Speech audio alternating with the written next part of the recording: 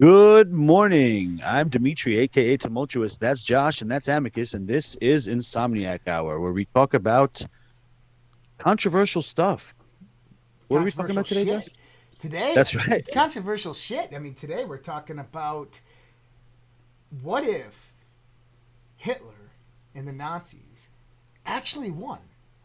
And everything that we saw after World War II was really negotiations with the Nazis to not allow them to take over the world as the world would perceive it, but to slowly implement their reign throughout the globe. And it's interesting because a friend of mine, or a friend of ours, I think, sent us this guy plus beard, right? Sent Right. us this meme of allies. We defeated the Nazis. Werner von Braun, head of NASA. Walter Hallstein, head of the EU Commission. Adolf Halsinger, NATO's chief of staff. Kurt Waldheim, Operation. Secretary General of the United Nations. And that came after through Project Paperclip. And it brings a Right. lot of Paperclip. perspective. Like, what really happened here? I mean, there's another very interesting piece to this puzzle that I've been thinking about because there's a documentary on it, several actually. It's a conspiracy of what happened to Mr. Adolf Hitler after uh, his apparent suicide. First off, they found a skull. They said it was Hitler's skull. Then they tested it years later, found out that it was actually a female skull. So, upon further investigation, they started uncovering that there were multiple lead actually that saw Hitler leaving Germany, getting on that fastest plane, faster than any other one at the time by about 100 miles an hour, finding the wreckage of said plane in a lake, then plans for him to get out, and then further like actual Nazi operations in South America as well as Norway, I believe. Mm-hmm. So there's a lot of credibility to this. That's if not true, then So something's definitely this is where it gets fucking cool because look, there's actually a documentary out there about the stolen German children. Have you ever heard this? no. Nobody really has. Is that during World War II and prior, children were going missing all throughout Germany. Most notably, girls, young girls. Now, I know what everybody's thinking there, but hear me That's out. fine. What if this was? Remember, who was it?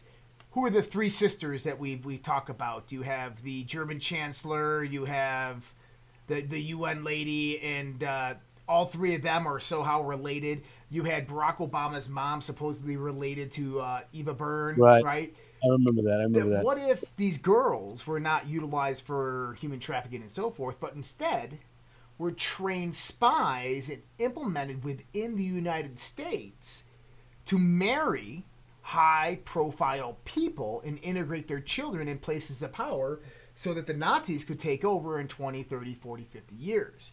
Russians did it.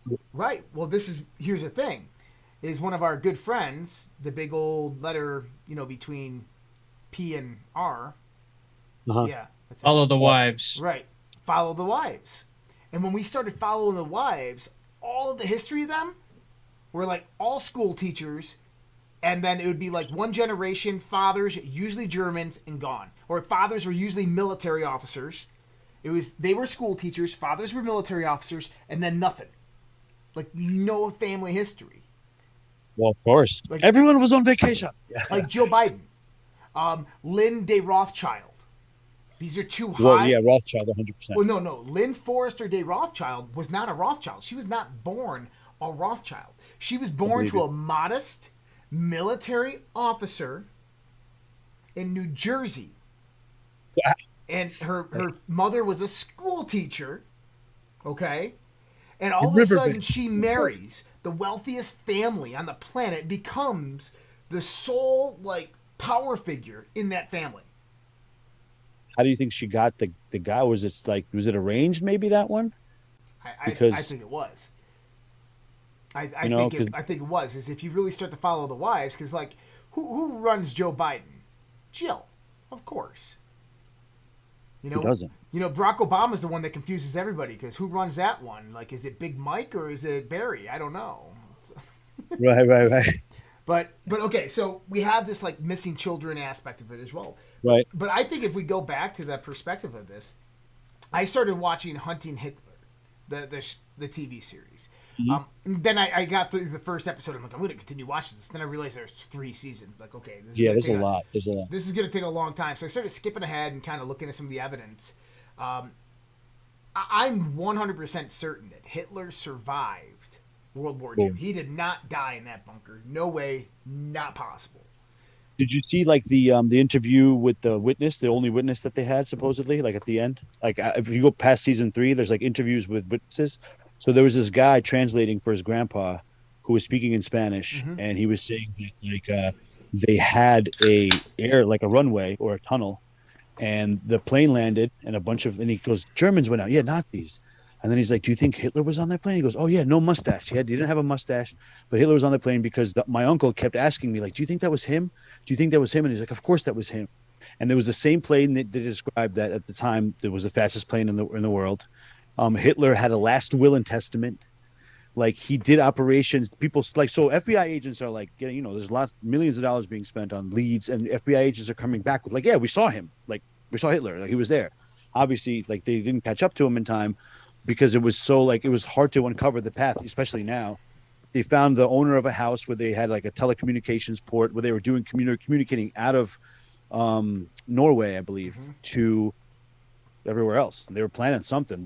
Well, apparently it's the Fourth Reich, but I don't know. Well, so I mean, there's the whole South American aspect of it, of taking the U-boat submarine refueling in the Canary Islands, which Spain at the time didn't have the capacity. They had no submarine fleet, and they created a submarine base right there where a German engineer was stationed. I mean, of course, yeah, it's pretty like meticulous the way it's planned out. They said he's traveled thousands of miles because he kept jumping from place to place and still running operations. Yeah. And yeah. Not only that is just the whole build out in South America from Argentina to Portugal, from Paraguay, Argentina, so forth. It was pretty extensive of the Nazi population down there. They had Hitler Youth in South America. They had over 60,000 Germans spread throughout all of South America, organizing schools and developing Hitler Youth. That's what I'm saying. Hitler always said, "Give him to me before 5, and I'll take give him for a lifetime." 7. That was Pope Clemens III. Was it? Yeah, it was Pope I think Clemens. Hitler said the same. Hitler said the same thing. I'm telling you. I mean, I don't remember the exact quote. Give me a child before age 7, and I'll give you a Christian for life. That's what the Pope said. Or I'll give you a Catholic for life. Adolf adapted that shit. Yeah. Well, it's just, yeah. I mean, you can get into the whole aspect of the child's brain is malleable up until the age 7 when it starts to harden and solidify. But so, if this was an agenda, right? So, say the Nazis won, and the way I like to put it is like the Nazis won World War II, but they didn't take the podium. They weren't like, yeah, we won. You know what? They blamed it. Let's say the Nazis aren't who we think the Nazis are, basically. Like, who we think the Nazis were just the Germans. And the Nazis was this secretive group within a different country, in this case happened to be Germany, that infiltrated the country and ran it, like puppet masters. So once they knew they lost, well, Germany lost, the Nazis spread out into America, wherever else. They blamed it all on Hitler. Or whatever, maybe Hitler was part of it, and then maybe he did defect from them, and they were like, you know what, well, now you're screwed. Now you're going to be the worst guy in history. He started running around the country or the world because people were like waiting for him to help him because he was the Führer. But the Nazis were secretly just infiltrating America, like with the meme that we sent, with the Hitler Youth. Hitler Youth was Hitler Youth, but like what Hitler practiced was essentially Nazism, I would say. But it wasn't like anything to do with Germany per se. So the word Nazi, they say derives from National Socialism, when in actuality it derives from Ashkenazi, right? Yeah. You can even go back to the origins of the word Nazca, which means serpent, and that goes from Ashkenazi, those who derive from the serpent, right? Yeah. So there's many derivations of how you can get into the etymology of all this stuff, but the Nazis. Hitler formed a coup on Wilhelm II in 1923. Many people don't know this. He started rising to power, and he formed a coup, was arrested. He went to jail, wrote Mein Kampf, right? Yeah, became a political martyr, was released like 6 years later, but that's where he wrote Mein Kampf, right? Yeah. But you know what happened to Germany after World War One, and this is one thing that we need to look at heavily in this situation, because this dictated a lot. Because pre this, remember what I've always said in United States and world history, 1870 to 1920, there is a thing called eugenics, and it was massive in the world.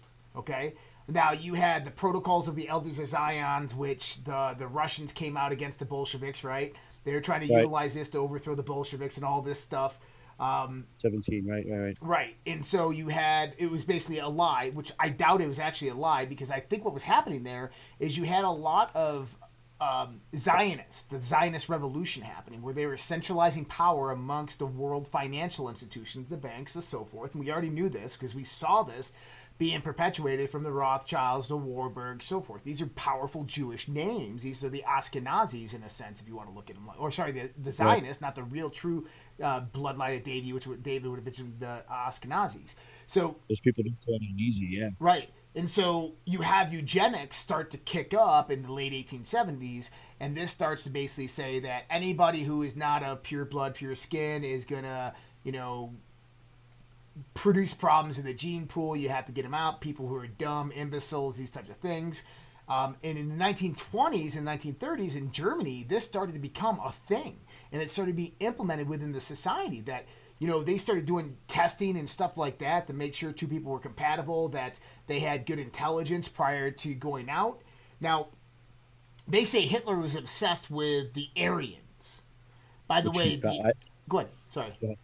I believe that's where, I believe Aryans are Pleiadians, and Hitler discovered them in Antarctica, because I think it was after he went to Antarctica that he like got hell bent on this. It could be. I mean, the word Aryan is derived from Indo-Aryan, right? Indo-Aryan, right. And the word Iranian actually is the same word. And so, did you know that the original Iranian people were white, blonde-haired, and blue-eyed? So the Mongols came. Well, then the Mongols came, right? Right. Well, that's why I have brown in my eyes and dark hair, because I was like, the Russians were the Slavics, the Cossacks were also blonde hair and blue eyes. So the Mongols. And then, but if you go back even further, right, you get the story in the Mahabharata, which is the grand epic of India, which is written in Sanskrit, which is, 8,000 years old, is the oldest copy known to man. I mean, you have the Sumerians writing on cuneiform script on stones, and you have the Vedics actually writing on paper and parchment in Sanskrit, one of the most complex languages known to man. The actual word Aryan derives from the Sanskrit language.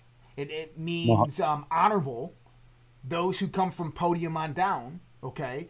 And their legend is they were basically an agricultural society, very, very nomadic agricultural society.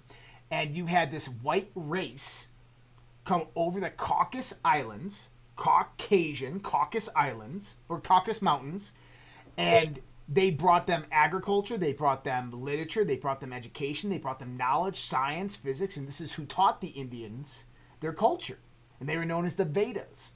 Now, a lot of people proclaim that these were the Atlanteans or the Lemurians, or the leftovers of an ancient civilization that were the Tartarians that were being hunted around the world and were looking for refuge.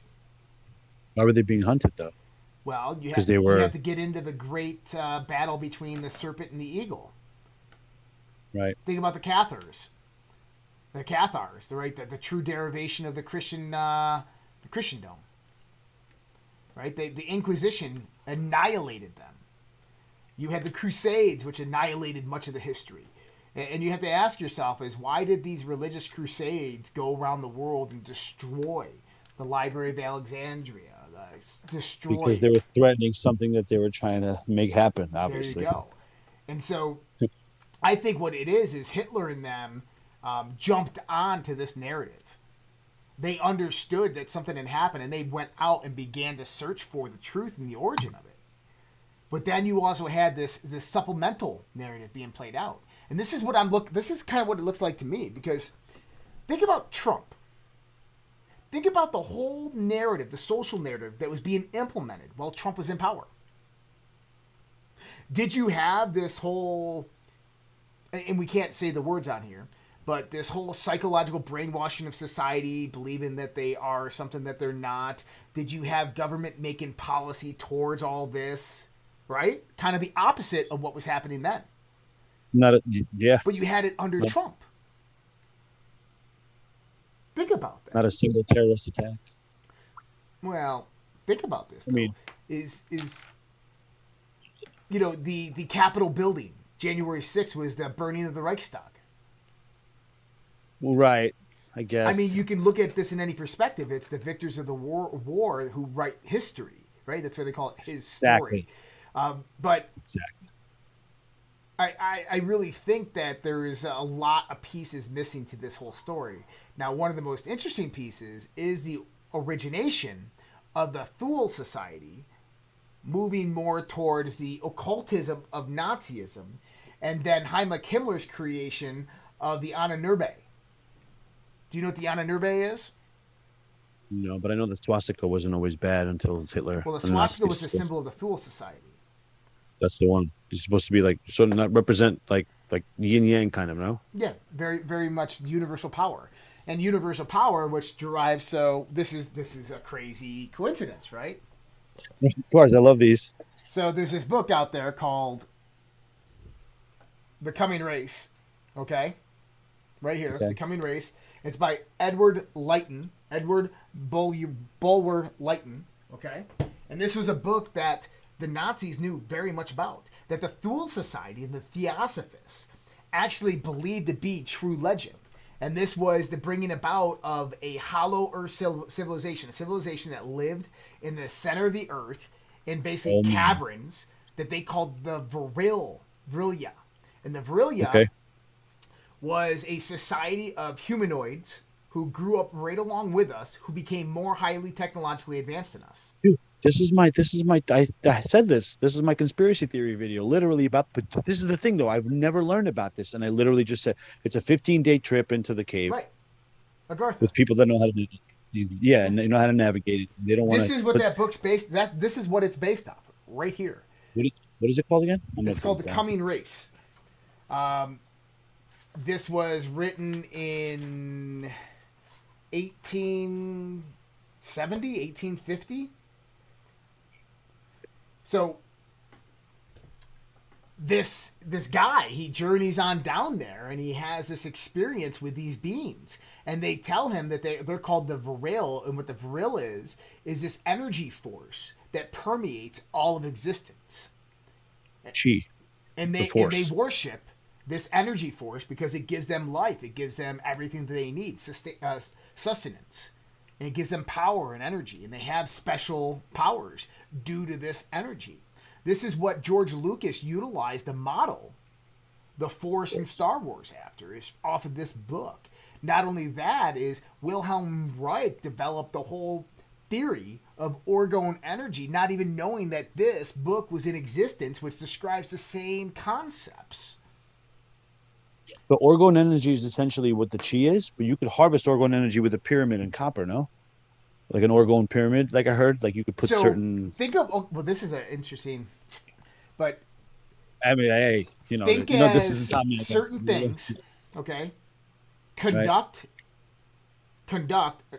attract or repel life energy, the Viril energy, the force energy, okay. Right, the chi. That's all orgone is certain things that conduct and repel. And so an orgone accumulator, it absorbs it, reflects it, absorbs it, reflects it, and concentrates it.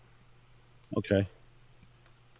Because I've heard like stories of those pyramids, like large enough ones clearing the sky up above them. Like there's no the clouds. They don't form around them. They were literally built right here in Colorado. Yep. Where we're going crazy. Camping is actually down towards that area where they built it, and they built a second one, but I don't think it's still there, but I don't think it's been taken care of. But so you had the Thule Society that rises up, right?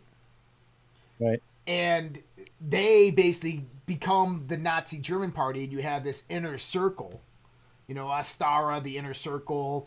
Yeah, what was the inner circle called again, Fred? Oh, jeez. I have to look it up again. Anyways, you have the Ahnenerbe, which is Heimlich Himmler's SS's secret police that go Right. around the world to all these ancient sites. Now, the Anunnaki, they were created literally to find Atlantis. Like, they were created to go find Atlantis in proof of Atlantis. He was looking for the weapon. Right.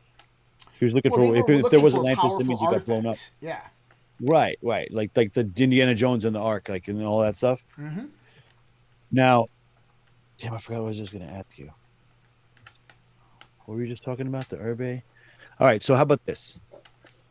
If Agartha was down there and Orgone is a thing, do you think that the pyramid, like there's a pyramid in Bosnia, right? That's covered in vegetation, I believe. And they haven't dug to the lower level yet because it's hard to get there. But the lowest they found was about 8,000 years old, and it's still transmitting energy from the tip at like 12,000 kilohertz, I believe. Mm-hmm. I'm not sure exactly the number, but like, could that be obviously one of those devices, but like a giant one? And if it is transmitting energy, or if is it taking down? They measured it. It's transmitting it, sending it up. Let's think about this. You're talking about orgone, an orgone accumulator. So what if the pyramids were orgone accumulators that concentrate life force energy? Now, if that life force is devoid of conscious intention, that means that a human being should be able to step within that point of concentration and connect their attention to that concentrated energy and direct it in the way that they mean. And send a message across the globe or across the everyone, galaxy. right? It's just like a telephone, basically, but like a loudspeaker for everyone to hear. Mm-hmm. That's what I'm saying. That's what he was looking for, because I mean, if Hitler, being the speaker that he was, and like the perpetrator of words, he could have or he could have just been like, "Hey guys, like, this is the truth. This is what's going down." That's why they killed JFK, apparently, because he was about to tell everybody what was going down.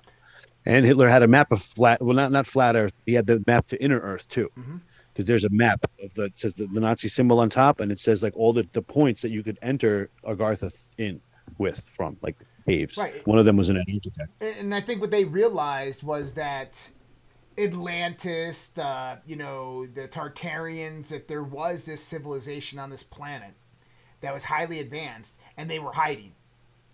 And not hiding because they were afraid of us, but hiding because they didn't want to be found. Yeah. They just don't want to deal with us. That's all. Yep, and the Nazis sought them out.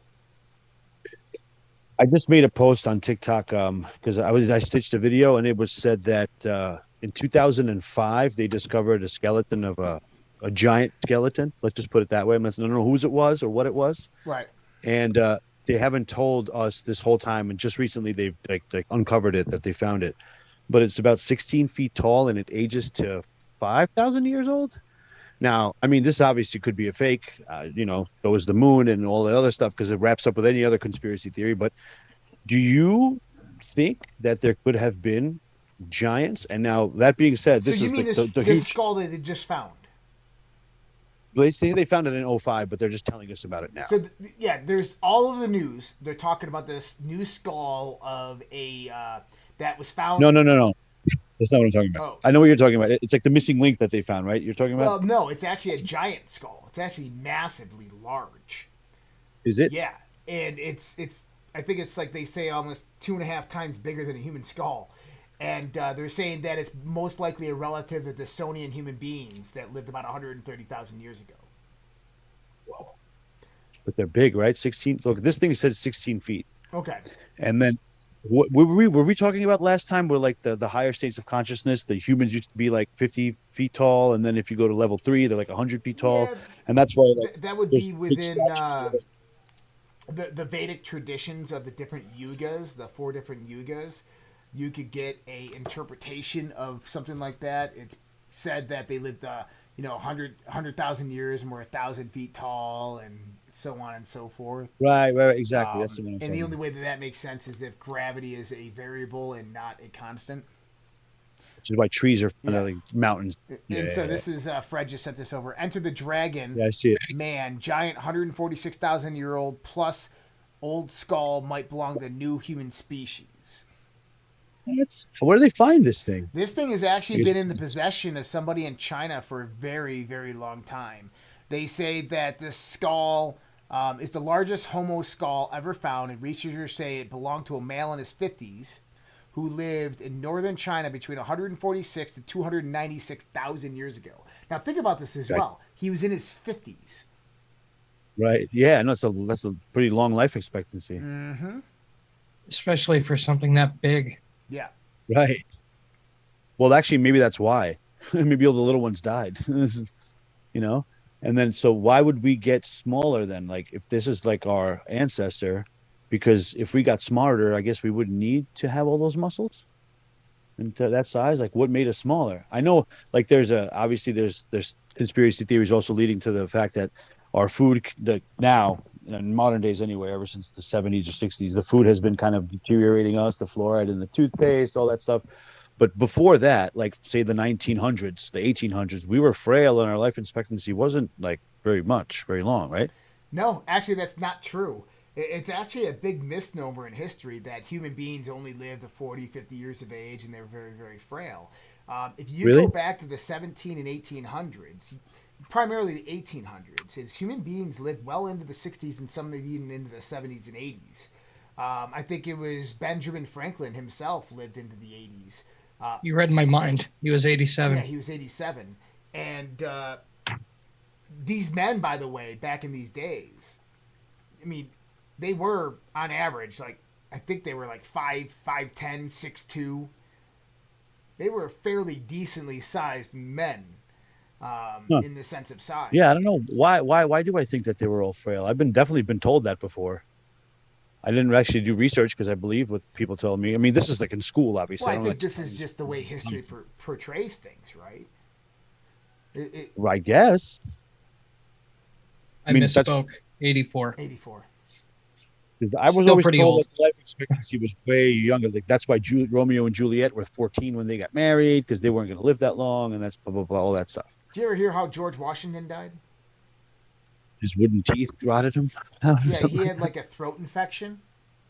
Yeah. And to like cure the throat infection, they went and like did something in his mouth and like put something in there, and it got infected and killed him. When if they just let him gurgle water for a few days, he would have been fine. Yeah.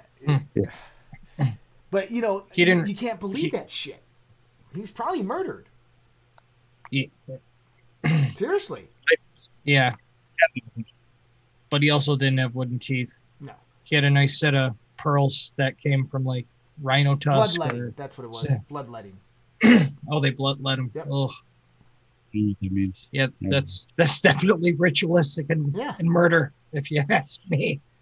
Now, I heard also that these Agartha people, right, these subterranean human race, they sacrifice us to Gaia because she is the energy that feeds the earth and she needs to eat us, I guess. And I know this is a little bit on the fringe there, but is that why there's so many disappearances near caves? Because then again, this might be fake. I always have to say this now, but there's the map of human disappearances mysteriously, and the map of the cave system of North America, like pretty much matches up like 1-to-1.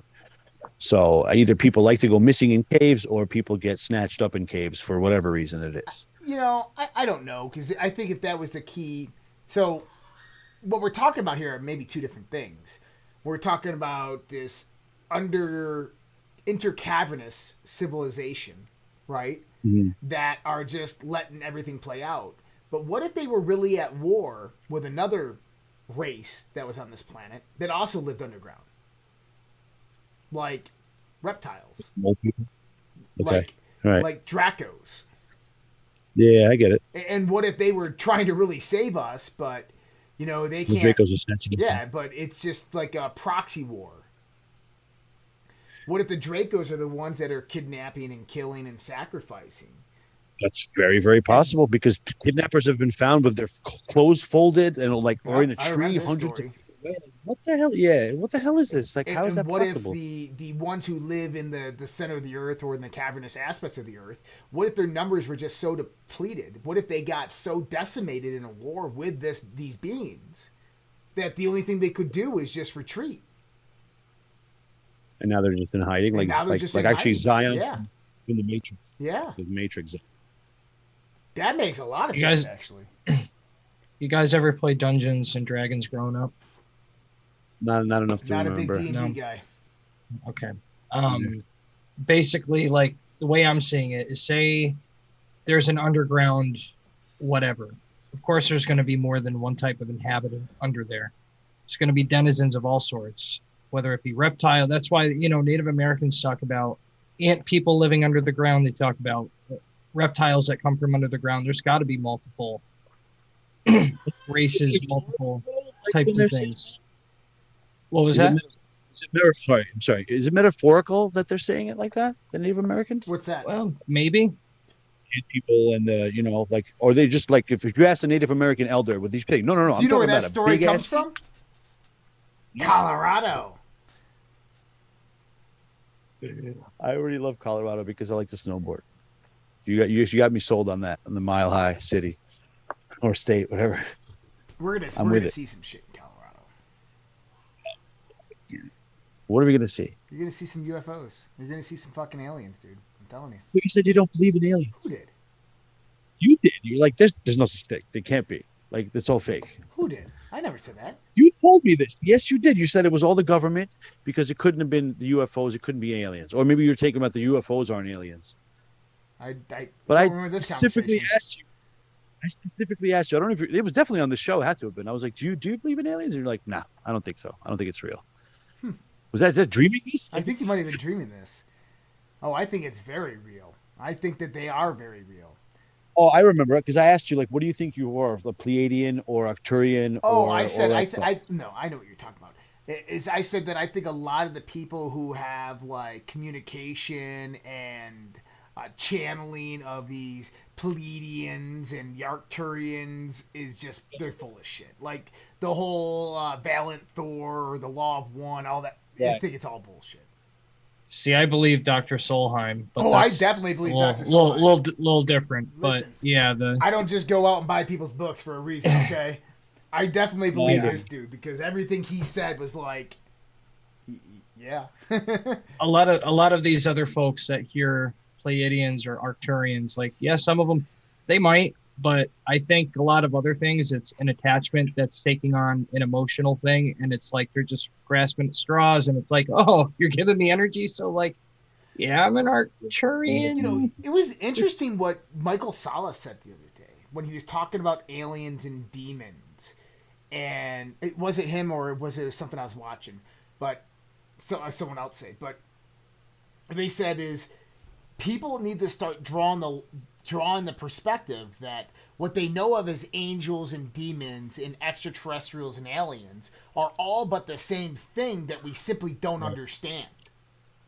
And that it's not necessarily what it is aliens, and it's not necessarily what we think is demons, but it's something in that we have not even figured out yet in our consciousness, but they are one and the same. That a lot of these demons that you meet in the astral world are extraterrestrials.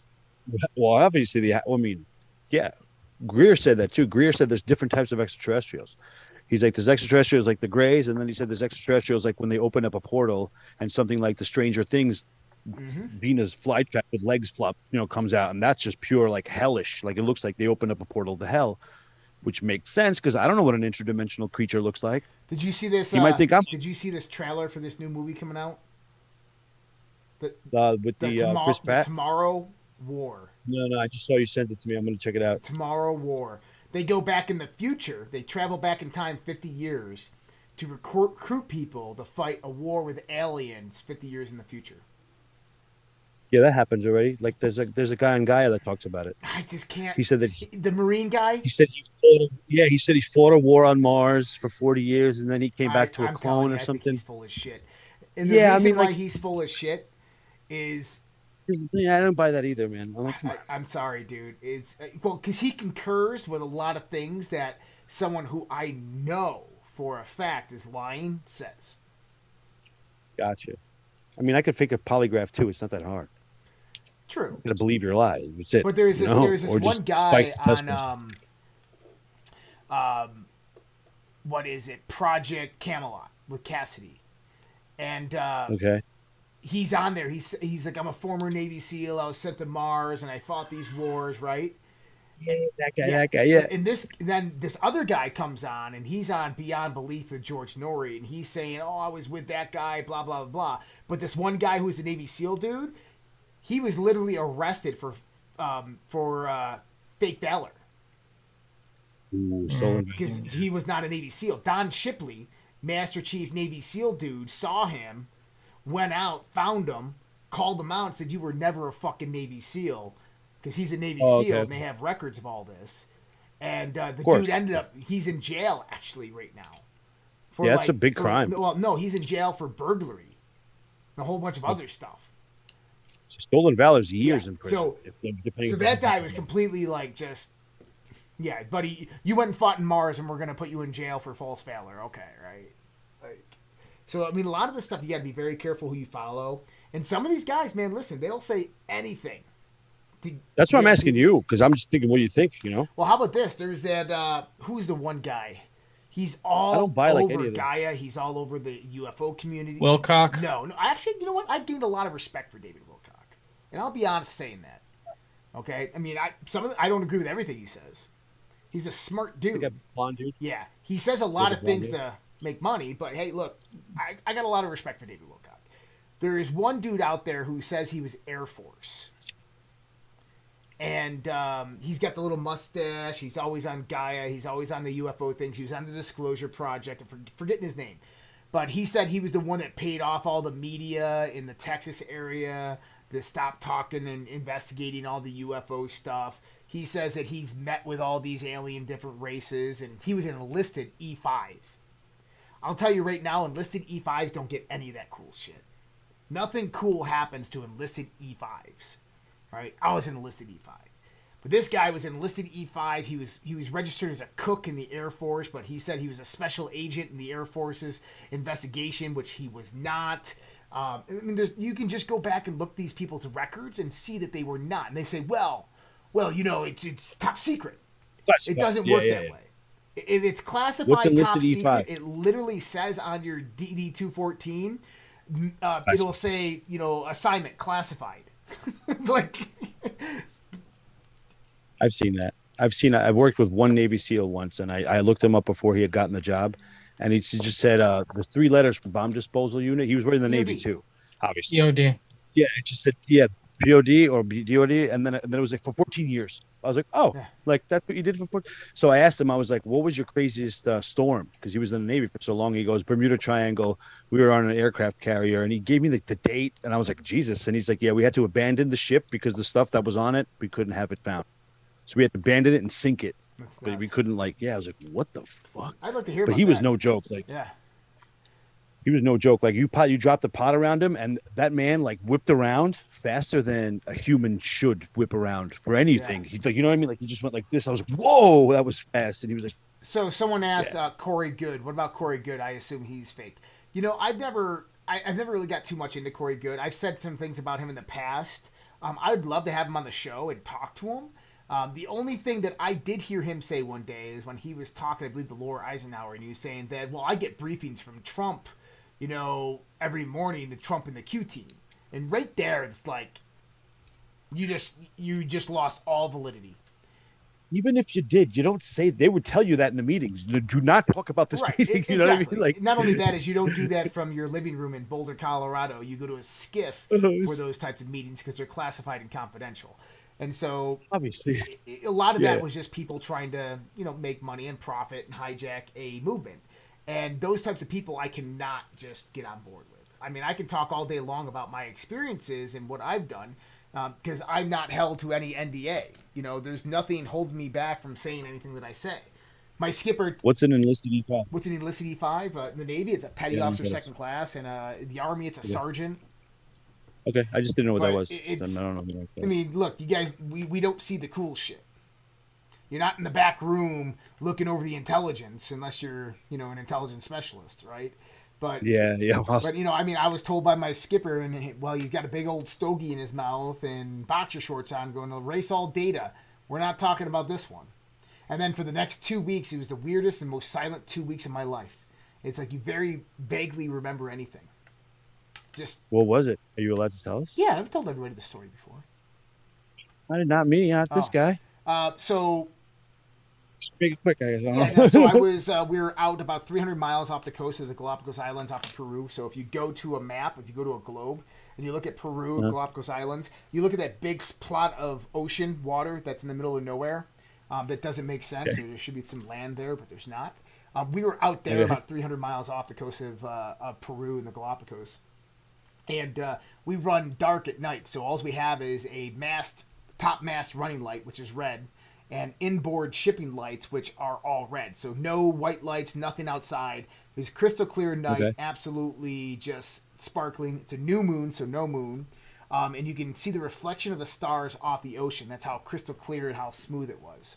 I was on a Okay. radar watch, so I was operating a Mark 92 gunfire missile control system, which is a very highly accurate radar system that has about 26 to 28 nautical mile range. I could pick up about a 3-foot tree branch about 8 miles out, and I could blow it out of the Damn. fucking water.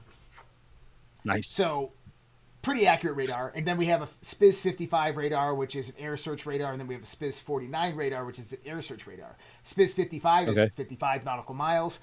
SPIS 49 is 250 nautical miles in the air. I was a smoker at the time. It's about 2:30 a.m. I came on to watch at midnight, balls of 7. I'm like, I'm going to go take a smoke. I checked all radars. We have absolutely nothing. There's nothing out there. There's nothing on the radars. I go port side midship, so right side of the ship, midship, go out. Right. And you got to flicker your lighter to see where you're going because you're going to run into torpedo tubes if you don't, because it's so dark out there. I get out there, I start smoking, and I'm looking at the ocean because you can see the reflection of the stars off the ocean. It's just like I can remember this like it was yesterday. And it's like, how about this? These skies that you see are nothing unlike you've ever seen before in your fucking life. Like, you So many see stars. so many stars. The whole Milky Way arm is just defined. It is just immaculate. I can't even explain what you see out there. But so Yeah. I'm watching, and all of a sudden I see a red flare on the about it's on the horizon. So the horizon at nighttime, about 18 nautical miles or so, is about what you can see visual range. And I see like a red flare go up into the sky, and I get on the horn. I'm like, oh hey, I got a red flare port side midship about 16 nautical miles. Because that's what we're looking for. We're looking for ships that might be having an emergency. We're looking for drug runners trying to signal to other drug runners that they're at their waypoints, right? Gotcha. And so Okay. we see this red flare go up, and I'm finishing my smoke, and I'm talking to the people on the bridge, like, yeah, we see it. Great. Thank you so much. And we start changing course and start moving towards it. So I finish my cigarette. I go up to combat, and they're all trying to acquire this thing on radar. And so we have a forward lookout. He's got it in visual range. We got the big eyes on the bridge, which are these big old binoculars. I mean, massive binoculars. You can see the definition of the moon like a motherfucker with these things. These things are powerful. All right. And so, What year was this? What year was this? 04. Okay. I'm just curious. Yeah, Okay. same time that Princeton had all the incidents with their Tic Tac UFOs. So we're watching this, and we see it, but we have nothing on radar. And so this is like 15, 20 minutes in, right? Mhm. And they're still calling it a flare. And I don't remember who it was. They go, combat bridge, combat. This thing was originally designated a flare, right? Like, yeah. Like, don't flares drop after a certain amount of time?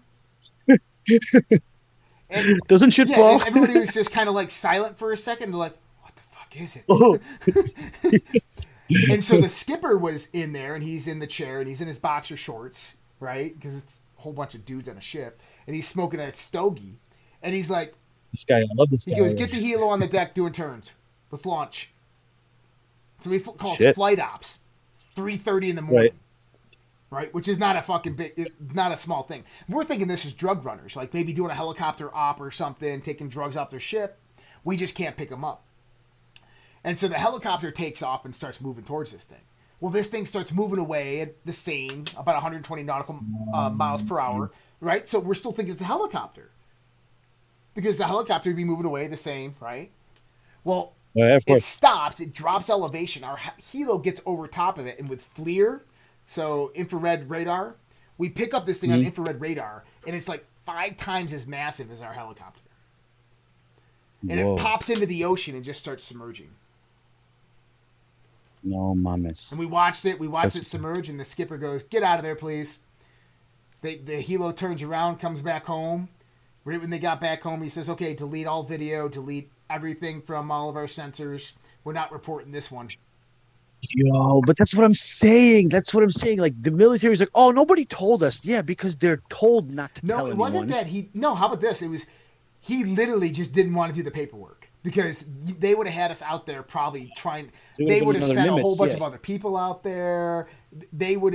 You got to understand. There's 2 different perspectives in the military for this. It would have took us off mission. It would have took tons of manpower. They would have brought other assets out there. They would have been looking for this. They would have brought subs out there, right? Josh. Yeah. Can we just be honest? He wanted to keep smoking stogies and wear boxer shorts. He didn't want to fucking do any work. Seriously, that's what it really was. Is nobody wanted to do any work. But the next 2 weeks were some of the weirdest 2 weeks of my life. It was almost like a haze, like kind of like dream world. Everybody was silent. Nobody talked about it. And everybody was just kind of like, I really don't remember much within that next 2 weeks. It was just the weirdest shit in the world.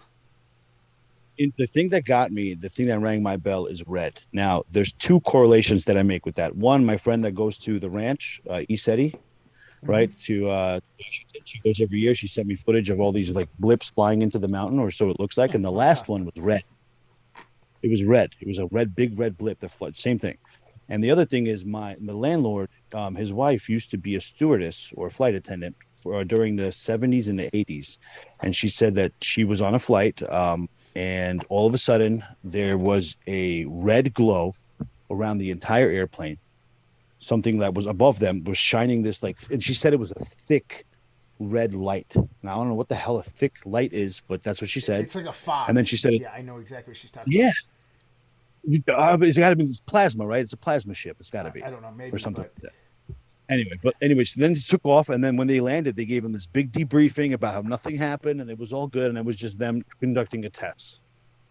Keep it moving. I was like, damn, really? Yeah. And then you just said the red, so I worked for United Airlines for 7 years, and I got to talk to a lot of pilots, specifically 67 and 77 pilots. And there was one guy I was talking to, and I didn't even know he was a fucking pilot. And I'm on a flight, and he's deadheaded to another location. And we start talking, right? And we're talking a little bit conspiracy, some shit like that, right? And he gets off the plane. We get on the same bus. I'm going to TK, the training center for United. He gets on the bus to training center. I'm like, "Oh, what do you do?" He goes, "Well, I'm a pilot. I'm a 767 pilot." I'm like, "Well, shit." I'm like, "What do you think happened September 11th?" He goes, "Impossible." He goes, "It doesn't work that way. If you know anything about physics," he goes, "I'm a 67 pilot. That was a 67 that supposedly flew into the Pentagon. Stuff doesn't work that way." He goes, "Trust me, they're lying to you." He goes, "You need to go check out Architects and Engineers for 9/11 Truth." And I'm like, I already know. I've been there, buddy. I've done that, right? I was already integrated into that whole world for a very long time, which is a whole other story I could tell people, but we're not getting into that right now. But so I start talking to him about that, and I'm like, "Well, how about this? You ever seen anything from the cockpit?" He goes, "Like UFOs?" I'm like, "Yeah." He goes, "All the fucking time, dude." He goes, "When you're flying on a clear night, like you'll see shit moving above you, and we're at 40,000 feet."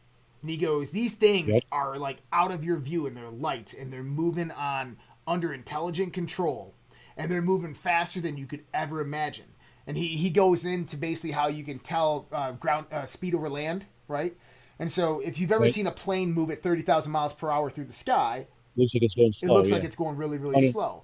So now extrapolate that out distance-wise. So it should be going even slower. It should be going even slower if it's a plane at 100,000. Right? And if it's a satellite, it should be going real slow, even though it's going 20,000 miles per hour. Right? But instead, these things are going faster than planes in the ground. Or planes at 30,000 miles per hour. Or 30,000 feet. So it doesn't make any sense. And he goes into the whole breakdown of these things are under intelligent control. He goes, "I see one every single time I fly. All pilots do. They just don't report them and they don't talk about them." What the fuck? Really? We got to get a pilot on here, stat. That'd be awesome, wouldn't it? I offered one. I mean, there's got to be pilots that like I to bet talk. there's a pilot that watches our show and be like, "Oh, come on." Let's do this. How many have you seen? Because this is the other thing I heard is too is pilots see this all the time and they just don't report it because of this paperwork stuff. Because then there's going to be all people taking pictures, and then Roswell's going to come, and then they're going to gift shops and all this crap. Like as crazy as it sounds, it's true. Like, bro. So disclosure is basically just it's been there. If you wanted to find the answers, you could find the answers. There's no concrete evidence of who, what, when, and where, but there's definitely something. And that, of course, it would make sense. Now, the question I have for you is like all of this debriefing, all of this like sweeping under the rug, could it be tied in with who the Nazis really are? Like the elite, the majestic 12 that control the entire world, that infiltrated Germany and stuck their hands into the Rothschilds, into all this, the esoteric agenda. All of this stuff is just them still trying to maintain control as much as they can, including them not telling us about aliens, because aliens would essentially give us free energy and we could like just not have to pay for gas and electric anymore. Nobody likes that. No, honestly, I think that the people in control now were the real Nazis. Right, that's what I'm saying. That's exactly what I mean. I don't mean Nazis as Germans. I mean Nazis as in like I think that I think that exactly what we think happened is they infiltrated, and they control. And what we're dealing with today is exactly that. We're dealing with the real Nazis. We're dealing with the real eugenicists. We're dealing with the real occultists. And this is something far deeper than we can even comprehend in our minds. You think it's the whole David Icke thing, like the whole Draconians and Dracos? I mean, that's a hard one, man. Like they're giving the Queen orders. I get the feeling that it is. Okay. I get the feeling that it is. These people are not human. Right. You think we would have seen them? No. At least one. Well, isn't that what Princess Di said? Is they're not human? Did she say? I don't know if Princess Di said that. I remember this whole fucking conversation. I mean, I remember her dying, but I was There's an interview out there of her literally saying it's like they're almost like they're just not human. Who was she talking about? The royal family. Oh yeah, shit. That's what I'm saying. She's still. First of all, how's the Queen still alive? She's like 900 years old. Well, looks like it at least. She's 92. She was. Yeah, 92. She's 94. I think she. But was it 90? Yeah. There's a clip of her going through like 17 presidents and shaking all of their hands, or like however many presidents there were. And she starts off as a young girl, and she was probably doing a little bit more than shaking hands. And now, it's crazy. Like Jesus Christ, she's been here she's been running. I think she is running this show, unless somebody's telling her to do it, which is what David Icke would say. And then Joe Gillespie the Great. Well, I think that she's. There's a black magic ritual to where the soul can inhabit a body and skeleton key. And carry on the consciousness and sustain it.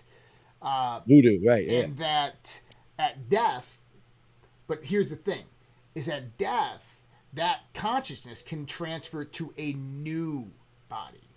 But they have to be sacrificed. There has to be a sacrifice. But the bonds of that old body have to be broken naturally. So she's got to literally die on her deathbed and have the new body there so she could plop in. Because remember, you ever see the skeleton key? Yeah. That's exactly what happened at the end, right? With the two of them, they did the swapping of the thing. But so there's a ritual very much like this in occultism, to where they can transfer their consciousness, but they naturally have to pass and die. Oh. So, like, do you think, like, right after the Queen dies, there's going to be, like, a new surprise Queen all of a sudden? Like, ta-da, something will happen, somebody will die, and then all of a sudden she'll be in power? Well, or could she transfer into a man? What's his name? Prince... Charles, William. Right? He's the one that's... Oh, okay. What's Prince William's wife's name? Oh, the cute one? What's her name? The one that was on... No, not the one you're thinking. Mary. No. It was a defective from the family, right? Yeah. Megan. No, Meghan is Prince Harry's wife. Yeah, this is spouse Catherine Middleton. Right. The really, really like prissy one, the Stepford Wives type stuff. Imagine she's a descendant of the Nazis. Boom. I'm gonna put some money on that. I'm gonna put some money on her bloodline goes exactly to what we were talking about before with the whole father that was a military that nobody.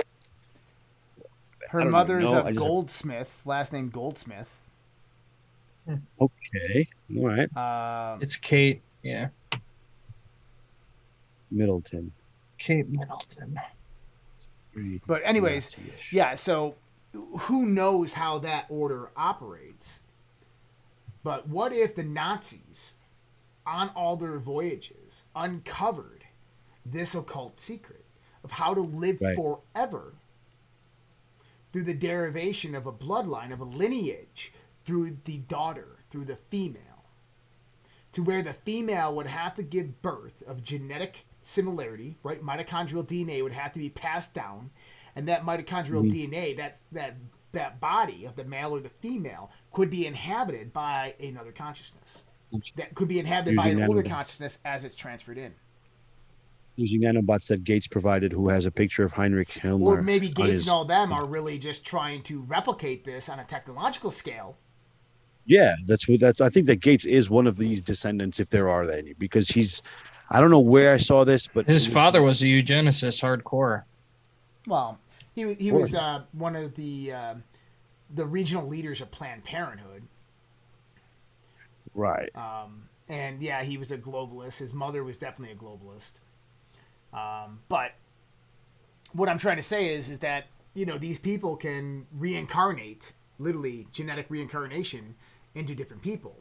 Now, one of the things that I look at in this perspective is that, have you ever seen these people like George Soros who just look like death? Mm-hmm. It's because they most likely have been doing this conscious soul jumping for ages. And they're just deteriorating their bodies quicker than the bodies, right, are not a complete conscious match, neurological conscious match, but instead a genetic lineage from the mitochondrial DNA. Right. Which means that the bodies deteriorate faster, so forth. You can tolerate them. They look like Emperor Palpatine by the end of a life cycle. Hillary Clinton. Yeah, she's got to be for sure. Because some of these people are savages. Like, I don't even care if half of the stuff's not true. Like, it's just like, wow. Like, I would never think twice about that even being a thing. And people are just like, Jay Mill said Saint Germain. Yeah. Sir Francis Bacon, Saint Germain, Thoth, Hermes Trismegistus, Megistus. Da Vinci. Whatever you want to call the soul, which has incarnated through history. I am the Highlander. Right. Do you think it could have been the first front? No, Hitler was alive while what's his name was, right? What the hell's his name? The First World War German guy. How about this? Kaiser Wilhelm. I want you to go out there and look up right now a picture for me, okay? Uh-huh. Pull up Heinrich Himmler. Okay? Yeah, and Bill Gates. Nope. Rod Rosenstein. Oh my God. Yeah, let's become a Jew. They'll never think twice. Heinrich Himmler. Okay, I got his picture. And who? Rod Rosenstein? Yep. That guy looks familiar, this guy Heinrich. Rod Rosenstein. Okay. Oh man. Jesus Christ. That's him. Same dude. Holy shit.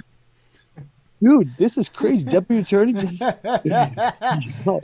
All that's missing is a mustache. Yeah, my God. He's even got the same glasses. He even picked those, like, dude, if you should know, like, maybe that's his signature. Like, you need to have the glasses to look like Heimlich. It's in our faces if that is, because I would definitely change my frames if I didn't want to be. Man, okay. I'll go a little fringier. Imagine it's Himmler that sat in a medibed for a couple of years, and that's just really him. He just got the name change. In a what bed? He sat in a medibed for he basically like the wanted like rejuvenation bed. Yeah, Like the movie Elysium. Yeah, almost. Yeah, similar. Yeah. Oh my god, it's uncanny, dude. And for those It's out there who are craziness. I'm looking at wondering, it right now. I'll show you I here in wish a I could show second. you guys. I guess I probably do it with my phone, There you but go. brightness turned So down. this is Rod Rosenstein, former deputy director of the FBI, and that's Heimlich Himmler. That's craziness. Yeah, There's definitely that's one. similarities. That's Himmler, and then that. Oh my god, it's no mustache, but I mean, it's out of style anymore. You know that. Well, they made sure that was out of style. That toothbrush style mustache is not really. Right. Nobody wants to grow that thing. Right. So interesting, isn't it? Yeah, I mean, It is. it makes sense, man. It makes sense. Like I was just thinking, like total fringe topic too, but like what if the people there's a colony of humans on Mars, There's like a definitely full fledged similarities. like chilling. They're growing plants. They have their little recreation centers, and we just can't see it because none of us look at Mars through a telescope, and the ones that do, it's kind of blocked by whatever it is. And the way we get there is humans actually just like figure out how to see through the veil, see it, and then we're offered. Well, Like, what do you is want to go it, to Mars? Do you not John? want to? What's his name? John. What's that movie called? He goes to Mars and he's jumping all over the place. Oh, But he finds the Matt Stargate Damon? in the The Martian? cave. Oh, I don't know. You never seen this movie? Oh, what's his name? Yeah, I know exactly what you're talking about. He's like they call him Virginia the whole time, right? I think so. Yeah, I know what you're talking about. And he falls in love with the girl, John and then he Carter. comes back, and he like, that's the one. John Yeah, Carter. yeah. But I mean, listen, I've been having some interesting like visions and dreams and Yeah. stuff, and one of them the other day was Stargate, and he just kept on saying it's more simpler than you can ever imagine. It's more simpler than you. That's usually how it is. That's usually how it works. I've noticed that like when you think of that mystical crazy shit, it's really not that crazy. It's just like oh, and then that's as simple as it is. Like It of literally course. showed me Duh. a tuning fork, a circular tuning fork, with a massive replicator that produced the wave over and over and over again at a very, very high rate. And you would just vaporize with it, and then it just attunes to another one, and there you go. Mhm. Hand goes through and hand comes out, and I'm like, what? Yeah, do you think that's got to be it? Because the more I hear, they say disclosure's happening. I think it's been happening, obviously, right? Because everyone clears movies. Like there's someone, the top dog of the 6 media corporations that run the show, essentially says yes or no, what gets aired or what doesn't get aired. So if Spielberg came out with 30 Encounters of the Close Kind, and they did not want them to release that, they would have been like, no, that's too close to the truth. Or they would have been like, actually, yeah, let's start doing this. Then we'll have a little bit more alien movies. Then we'll have The Matrix. And then hopefully by 2020, they'll be okay with the fact that an alien spaceship could come down. Because right now there'd be pandemonium in the 80s, I think we're going to see Yeah, we one told really you. soon here. I just want that. I just want to wake up and just have that thing spinning around, like, whatever kind of sounds it makes. I'll jump up my unicycle, be like, look, I got one too. Like, that'd be cool. And then it's a whole bunch Man. of people jumping out with Adolf Hitler mustaches speaking German. Right. Oh, We man. are your friends. We are your friends. your friends. We coming in peace. You ever see Mars Attacks? Like, do not run from us. And We come in peace. then you can blast his head off. Like, wait, no, what the fuck? Yeah, man, that's crazy. There's a lot going on we don't know, man, and that's the one thing that we could be. The one certainty in life is that nothing is certain. Not even death and taxes anymore. It used to be death and taxes. Not even that is certain anymore. Yeah. So, Oh, trouble. Trouble is the other one. Death, taxes, and trouble. trouble. Well, trouble's not really. If you just sit in a room all day, Then again, true. you never know. All right. Where are we taking this? I don't know. I'm thinking about either Argatha or Nazis. Well, we were Or starting what with the are we doing? Nazis, and We ended up everywhere as always. it's I found it fascinating. So the Nazis they actually they implemented racial hygiene. Did you know this? And it's kind of like the opposite of what you see today. But they implemented something known as racial hygiene, where basically you have to go to a doctor, you have to get psychological tested, you have to get intelligence tested, you'd have to have your family lineage looked at before you went and mated with someone else. Oh, I get And they it. believed that they were the bloodline of the Nordics, the Aryans, Thor and Odin, and which I find fascinating because that's the Celtic, in a sense, the Celtic derivation of Nordic mythology kind of coincides directly with Celtic and Gaelic mythology. The Druidic worship as well as the Nordic worship. Right.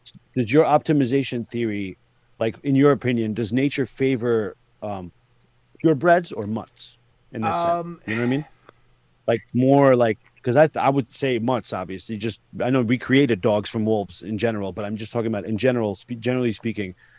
Do you think nature favors one or the other, or does it just water everything and see what grows? That's a really interesting question. And one of the best things to look at with that is look at human beings that okay, who do not have genealogical interruptions or interferences in the gene pool. Like those Sicilian people who only marry Sicilian people, who have Right. dated and married within the same island of the same 20,000 people for countless hundreds of years. What do they look like? I don't know. Right? I don't know. Or find those people that are like that. Now the royal families, are most well known for this. Now I'm going to ask you one question out of this. How many people from the royal family do you know that are obese? None. None. Yeah. Wow. How many people from the royal family have you ever seen that have mental illness? Well, they probably don't talk about that if they did. And obesities, they probably make them go to the gym as part of like the royal regimen or whatever. Because when they're kids, they put them in through like my theory is with obesity is the way you go through puberty is what your body sets as your norm. So if you're a fat kid going through puberty, it's going to be hard for you to lose weight and vice versa. Could be, yeah. So possibly that they were just regimented to be. But then again, yeah, it makes a point. I think we'd have to look a little deeper than that, like blood and then like diseases in general. Because like the Romanovs, for instance, the one kid had hemophilia. Right. And they could have avoided that if they just didn't. I guess not, no, because he was the kid, right? He was the boy. The Romanovs. Yeah, it makes sense. Yeah, the Anastasia story. I know all about I actually, I shook hands with the last descendants of the Romanovs when I was in Tuscany. Well, they're not he the was last visiting the descendants. Baron at the time. So Anastasia's cousin escaped the night before. Right. And they exiled to Poland, where they lived for a few years, her and her brother. And then they ended up in Bordeaux, France, where her brother joined the French army, became an officer. And she married just a basic man, businessman in Bordeaux, winemaker. And I know the story very well. Yeah, and the winemaker, I think I either met his kid. Well, no. Or the actual Romanov family, okay, they have a proclaimed claim. They never left. I think there's one derivation of the family. The uncle went to Poland and they stayed in Poland, and they reclaimed the throne later on. These cousins did not. They actually had a lawsuit in the 1990s against the Roman government for the return of all family heirlooms of the Romanovs, and it was declined by the Russian. Wait, the Roman government? No. The people that I'm talking about, they still have the lawsuit open to the Russian Federation for the return of all the family heirlooms, of which the Russian Federation has basically told them to fuck off. Yeah, but it's in the Hermitage. You want to go see him? Check him out. Yeah, I know. I've been that. And the guy I met was in Tuscany, and he came to visit the Baron, and he spoke Russian, and that's why the Baron wanted me to see him. I just happened to be there, and he told me who he was, and I was like, no fucking way. But like, the Baron was like really excited to see me. They were both like in their 80s, but yeah, he told me some stories. That was just the cousin, Anastasia's cousin, was my great grandmother's mother. Well, I'll send you a picture. And I got a picture of her and her brother or sorry, her I and sent her you a picture. I uncle, wonder who if it's the was same guy. the lieutenant in, or not the lieutenant, but the officer in the French army, after her mother died. Yeah. And so I know the That'd be story crazy. because it's part of the family heritage, and my mom's got a lot of the heirlooms from her grandmother that validate the authenticity of the story, and that her mama and papa in Bordeaux are one of the ones named on the actual lawsuit against the Russian Federation. That's crazy. The Romanovs. I was just singing "Sympathy for the Devil" It's earlier. hard to tell that story because people don't, because that's actually in America, that story is very, very common for people to tell that story. What? I was related to Anastasia or the Romanovs. Oh no, I'm not related No. to them. No, and this wasn't in America. This No, was in that's what I'm Tuscany. saying. Is in America, a lot of people say that. I actually have.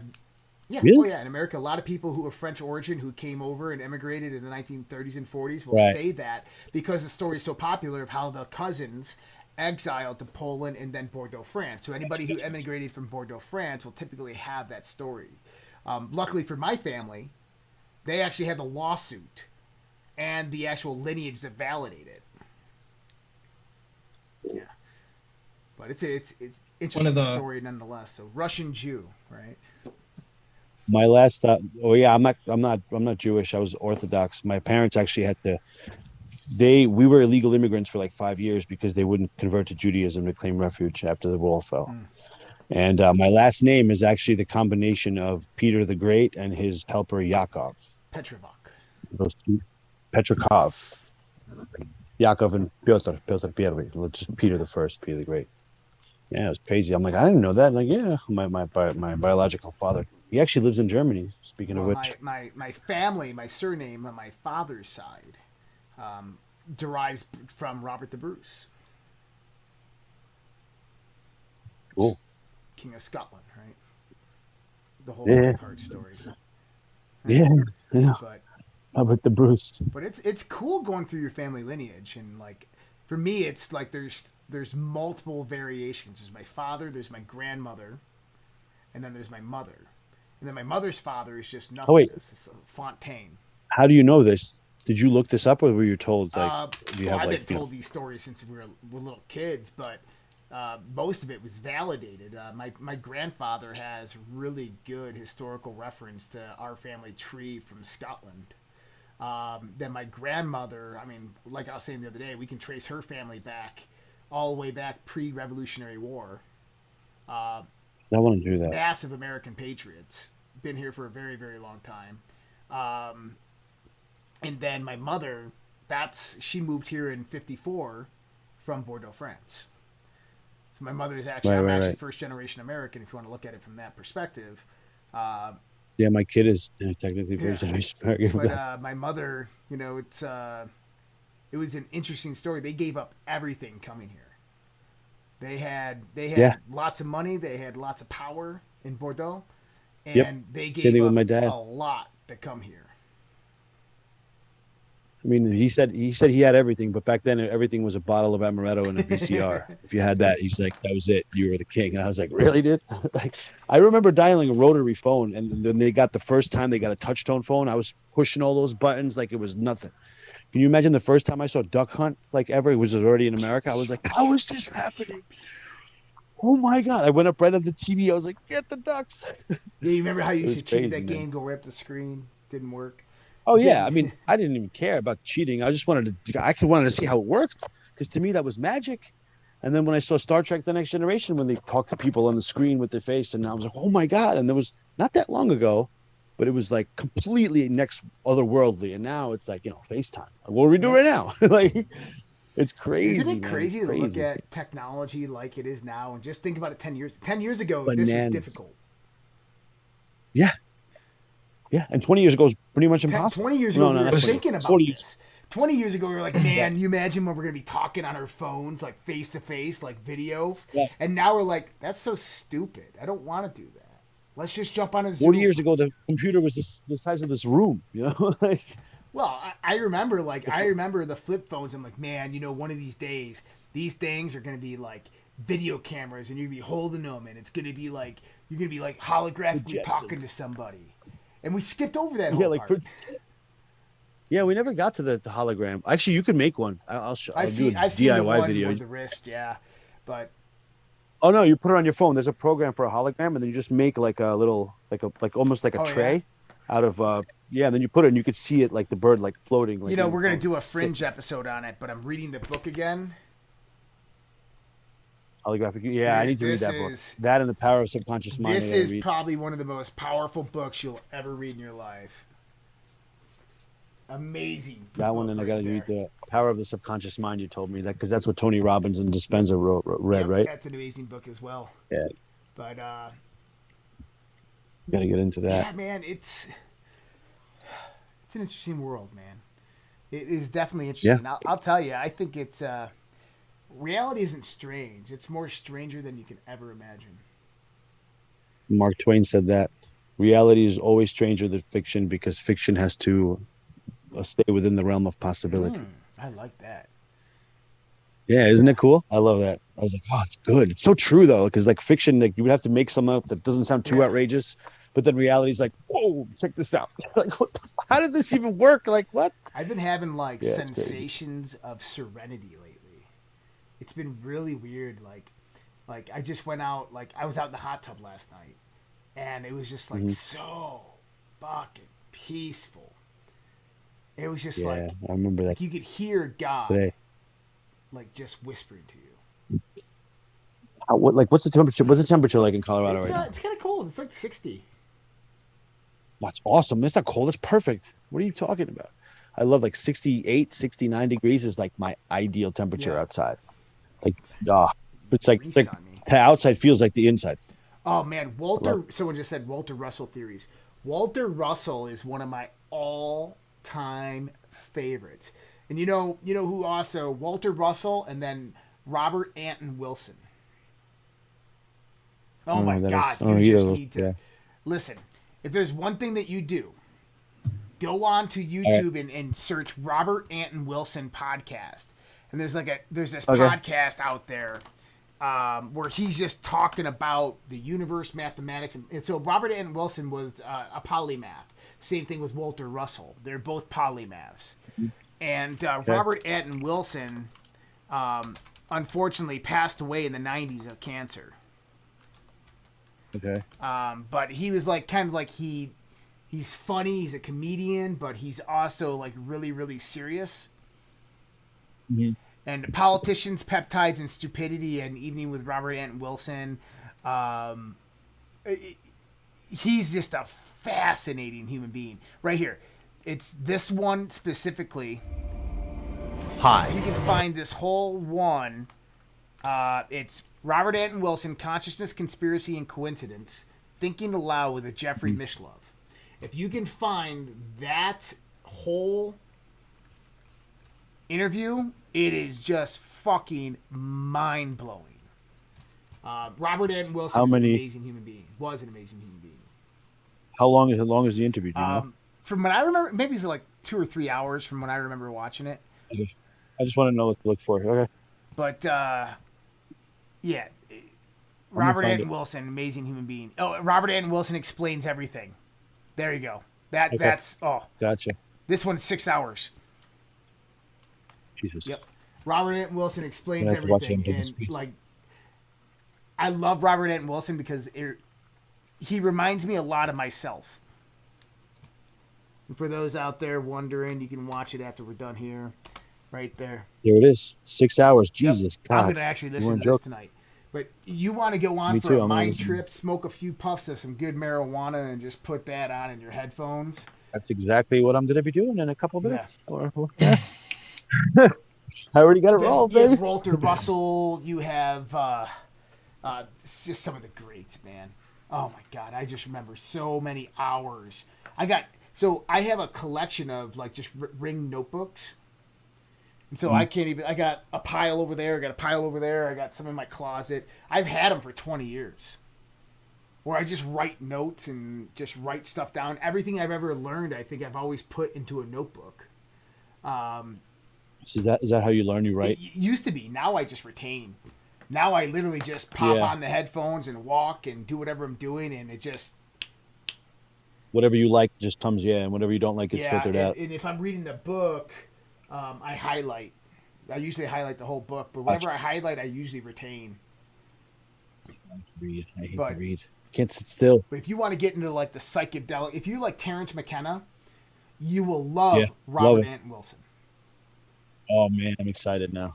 Like it's a Totally. mind fuck, because he's gonna I'm with introduce you to things that you did not know you did not know.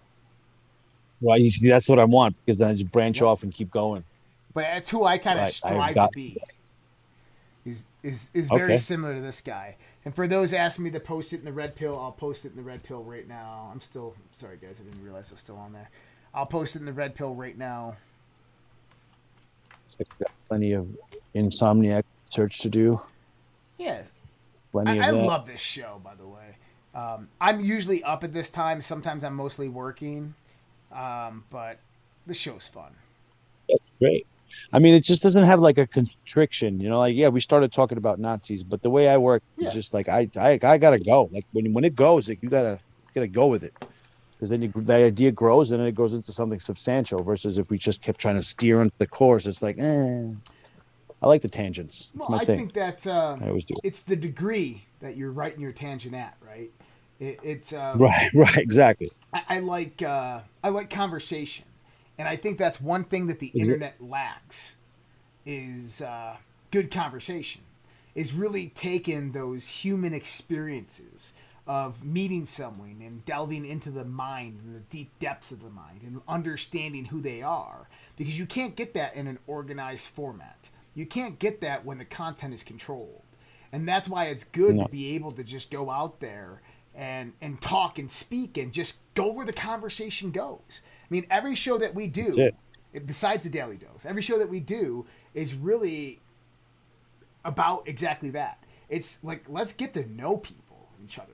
It's like we got a guest coming up, David Icke, and it's really difficult to do that with David Icke because he's very set on what he's saying, where he's going to go with the conversation. Yeah, I was I thinking. would love yeah. to just like, so David, I got this thing called optimization theory, and this is how it works. What do you think about? I'm getting Right? drunk, I think. But like he would circle back towards something that he knows and understands. But we got some good guests coming up, and like Dean Radin is going to be amazing to talk about in the sense of the mind. And I'm reading through his book right now. Which one are I'm you- at which one like are you 100 pages. The Real Magic, Okay, I think. you're reading Real Magic. I'm reading. I'm 3 hours into Entangled Minds. Okay. Then Real Magic's next, and then I just picked up Conscious Universe, Ooh. Okay. and so the scientific truth of psychic phenomena. This one's a thick one. Wow. And then I have like, I still want to get Anzar before August because I want to read this before Bruce comes back on. Holographic Universe, I want to get that done just for my own perspective. Josh, Anzar, you'll be able to read it like that. It is so. Yeah. It reads more like a novel than it does anything else, but it's a breath of fresh air when you read 18th, 19th century literature written Yeah. by really pompous people, and then you open that, you're like, oh wow, that's like all words I understand, and I don't have to go grab my You know dictionary. what I used to do when I was building optimization theory from like 2012 to 2016?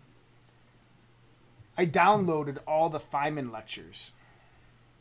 Richard Feynman, known physicist, produced QED theory, quantum electrodynamic theory of the weak electrical force, of how the electrical component of the quantum force actually derived.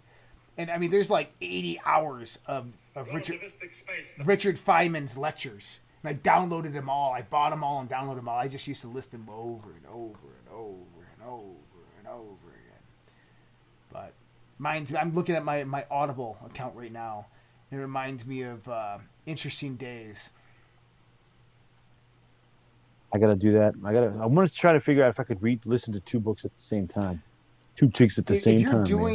If you're doing Audible, it's not that hard. I read multiple books, and yeah, I I would haven't read read- a chapter in one, and a chapter in another, and a chapter in another. Audible. Totally. I don't like read. I like to listen. Because I like to walk and like you said, like to Some walk and do books, shit like like while I'm. if I know I have the time, I like reading books. I love like actually sitting down and reading the book. Never did. I think it was learning English. My mother used to make me translate like the dictionary word for word, which is like one of the worst possible things you could do now, in hindsight. But that's it got me that. You remember I did Dracula, and I was like, oh, I hate Well, this book. I can't and, like, do she made me do it. fiction though. I don't know. I was like 12. I gotta like, I don't know. I gotta read wasn't something early. that stimulates me, and if it's good, I 100%. I finished, 500-page books in less than a day. You just sit down, and next thing you know, you're done. You're like, damn, I want another one. Yeah, with Angels and Demons. Oh, that's a good one. Da Vinci It was. Code. I like and that better Angels and than Da Demons. Vinci. Yeah. Did you ever like Angels and read Deception Point? Oh, that one's That one great. is awesome. That's one of his first ones. That one is. is. Yeah, that one is a good read. Yeah. It's interesting because It's about an outbreak, too. It's which about is an even- outbreak of an alien virus that occurs in the Arctic Circle by a team of Navy SEALs. It's fucking cool. Yep. Is that Yeah. Dan Brown still? Deception Yeah. Point. Yeah. Yep. Did you read about? We talked about Eyes of Darkness Yeah. before, right?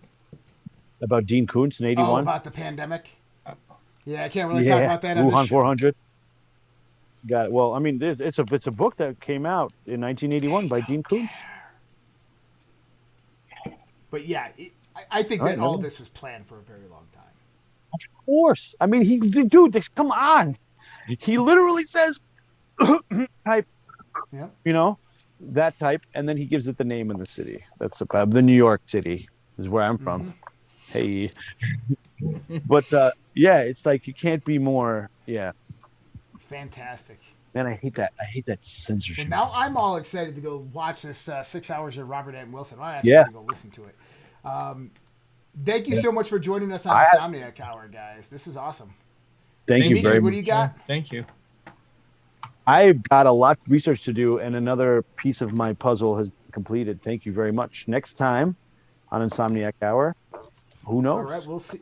We talk about We'll controversial see you shit. guys tomorrow with the Daily Dose, and then 6:30 p.m. Mountain Standard Time if you're in the geopolitical, geofinancial situation.